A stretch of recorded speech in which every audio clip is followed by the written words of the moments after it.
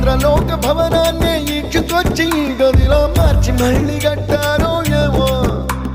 మాయజాలము తెలుసు మంత్రగారడి తెలుసు రెంటి కన్న ఇది ఇంకోటేమో నీలాకాశం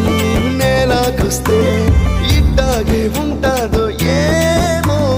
ఈ సంతోషం దాచాలంటే హృదయాలు ఓ వంద కావాలేమో ఇంతందంగా ఉంటుందా ఈ లోకం